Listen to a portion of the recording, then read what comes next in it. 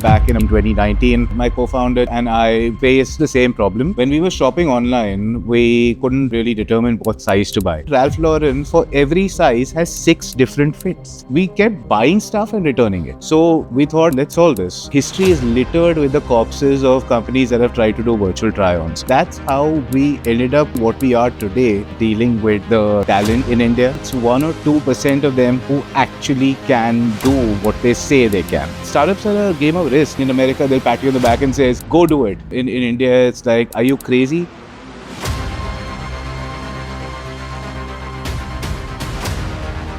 Firstly, thanks for having me. And the way this started was back in about 2018, 2019, where my co-founder Chandralika and I faced much the same problem. When we were shopping online, we couldn't really determine what size to buy. And this really came to the fore with Ralph Lauren. I really liked the fit of Ralph Lauren, or so I thought. And I bought Ralph Lauren online and it hung like a tent on me. And I was like, what exactly is going on? Then when I dug deeper, I realized that Ralph Lauren, for every size, has 6 different fits. Really? So, yeah, so you've got classic, custom, custom slim, slim, and so on and so forth. So this really brought to the fore a problem that we were both facing, that we kept buying stuff and returning it. So we thought, let's try and solve this. We met with the founder of one of the fashion unicorns in India. He advised that this was a big problem. He gave us some ideas on what we could do about it.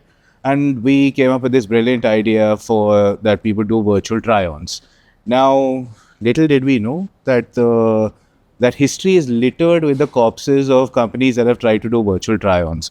There is a very low barrier to entry in that. And that's how we ended up becoming what we are today, a fashion content company, digitizing fashion into 3D and then powering applications with it. Let's be broadly honest here. You lived in the US, you studied in the US, you built businesses in the US, and then there is India. So if you were to talk about 3 sort of nightmarish experiences that founders face building out of India, what would be the top 3? Only 3. Only 3. Only 3. That's the difficult part of it. Number 1, I would say, is dealing with the talent in India. You've got a lot of people, especially when it comes to technology, that have these supposed skill sets, but maybe it's 1 or 2% of them who actually can do what they say they can. And trying to find these 1 or 2 people is often a job of getting a big funnel going and then weeding out until you get to those.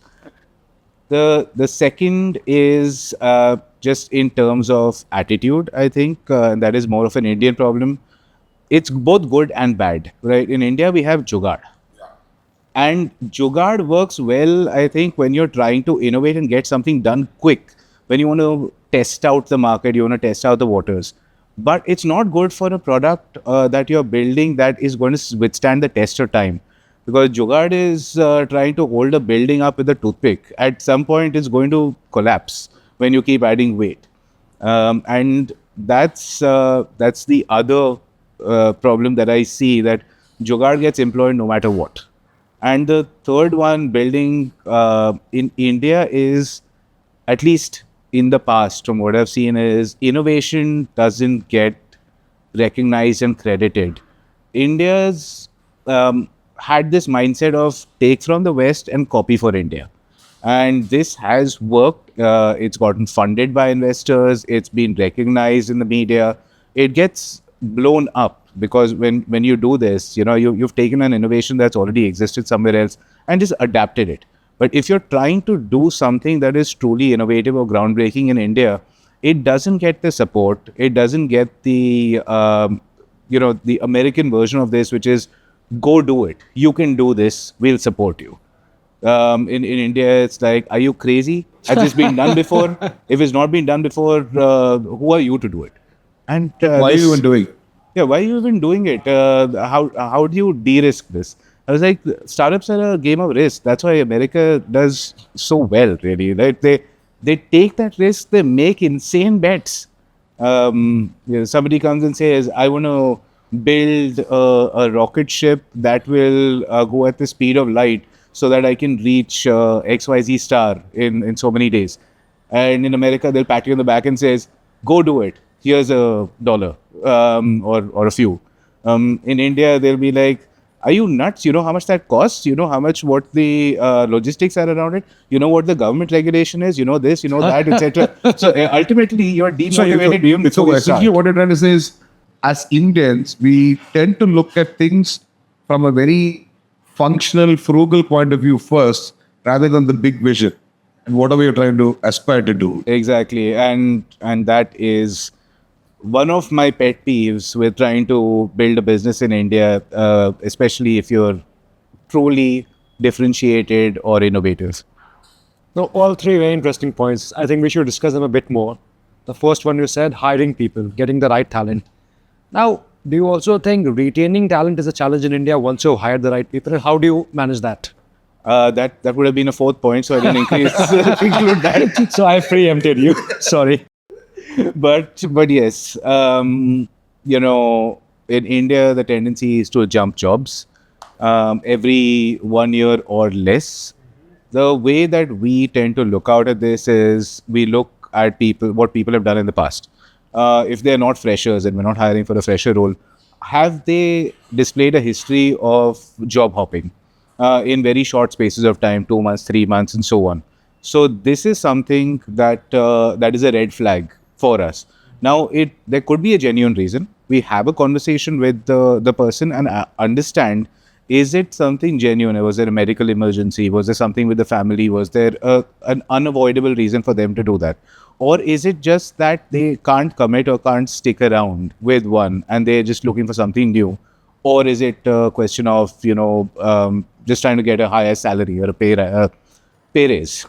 Um, the other thing that we do when retaining talent is we've recently made a plan right now after realizing that employees are not really tied into the future of the company.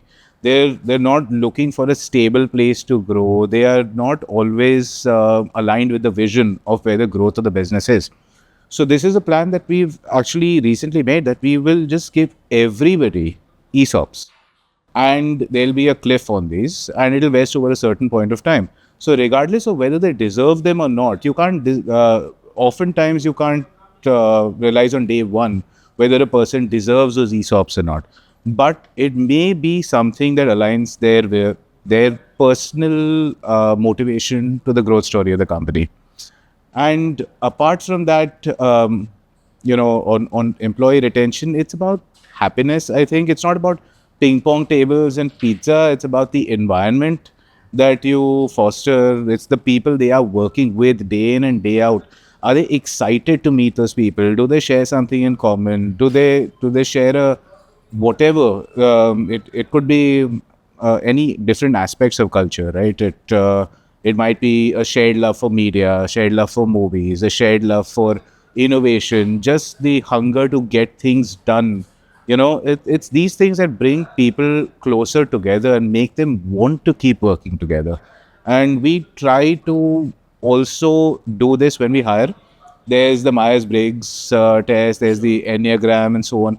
We do this. We ask people to take a very shortened version of it and try and see if they are complementary to the other team members that we have.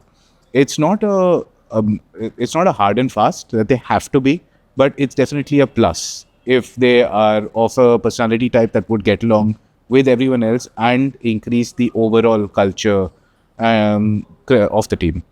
It's hard to say no to money, right? Yeah. And when somebody is coming It's to like you the and anti-wolf saying, of Wall Street. yeah, it's like the brand's coming to you and saying, shut up and take my money. And then you to say no to that is very difficult. But we've learned this the hard way, because whenever we said yes to that money, where we were doing something outside of our focus area, it actually hit us badly in our focus area because our attention was diverted. We were trying to do something else, even though we knew what we were doing. It was taking time and attention away from completing and scaling what would actually make money over the longer term. So yes, when came to pilots and paid pilots and so on, we take them on. We still take them on, but only if it aligns with the product and the growth and goals that we have now. Just wondering because you mentioned about paid pilots. As a young company, how difficult was it to convince people to pay you for pilots? It was difficult, but this is the thing with trying to sell to small businesses versus trying to sell to large businesses. Large businesses take convincing, but they're willing to pay, and they'll pay larger amounts. So you've got to show them some sort of proof that it would work, or at least enough reasonable evidence that something would work. And it's often long to sell to them. It takes months of conversations and work. But then when they commit, they pay, and therefore then you don't struggle with getting them to pay for paid pilots. With the smaller businesses, our experience has been that they many times they ghost you. Firstly, they don't agree to paid pilots, so they want stuff for free. Other times, they completely ghost you, or they straight up stiff you on the payment, and those are not pleasant experiences. And of course, I understand coming as a small business, as a startup ourselves, that you may not always have money to pay somebody, but if you're buying a certain skill set, or you're buying a certain piece of technology or a product, you need to allocate the money to do that beforehand, not stiff the your supplier or vendor in that case. And that's why it's been easier for us to do paid pilots, because we focused on the level and tier of organizations that are willing to pay and have dedicated budgets for technology and innovation and so on, where it comes out of those budgets. But it must be very difficult to leave money on the table, right? Absolutely. I think, Pushkar, what stem from it is the experience that you have. If you take that money, you're actually going to shaft yourself and you're going to shaft your team. So once you have that clarity of thought, then you realize, dude, that's great money, but it's not going to float my boat, yeah? I'll give you an example of something that happened with us. We did one of these. We did it because we needed the money. We took it as a one-off, even though we were focused on building a scalable product that would sell itself. What ended up happening is the person who was responsible for building the main product got assigned this task of building this one-off. It got more complicated than was anticipated. It was supposed to take about 45 days. It ended up taking 4 months. And these 4 months got so frustrating for this person because he was taken away from what he was there to build, what he wanted to build, that he ended up quitting. And we lost a very, very good person on the team because of this. So, yes, you're shafting yourself not just on the product, but also on your team, because they may not want to build that piece that brings money on the table, but is not contributing to something larger. Like as a founder, how do you develop these powerful insights, guts? So reading is one way, talking to people is another. You're very well aware of what's happening in the world. But any advice on how do you develop this founder's instinct? Because building a startup also takes some instinct, right? It's not a pure science. Very hard question to answer. Surrounding oneself with a lot of information is key to this. Surrounding oneself with people who thrive on information is even more crucial to this, because you can read, you can speak to people, you can do all of these things, but what is your limiter in all this? It's time. How much time can you spend doing that? But if other people around you have read it, they've experienced it, and they've distilled it down to you, that they can pass it along to you in a very, very clear and concise form, you are absorbing all of their learning very, very quickly. And surrounding yourself more with these kind of people is really helpful in developing those insights. That's my take on it. No, very well said. Awesome. Brilliant. I mean, Shivang, this was very, very enjoyable. And And insightful. Very, very enjoyable and insightful. I think we learned a ton of things. And I think Pushkar and me are very, very keen on giving as much knowledge that we have and community back to founders. Because as you know, there are a lot of people starting up who, especially in the path for first generation founders, are very tough. So anything that we can add value would be immensely beneficial. Everybody, please like and share. If there are any comments, feedbacks, please leave them below. And we've had a beautiful place which has been provided by Beehive. Thanks a ton to their team for hosting us. See you next time. Thank you. Thank you.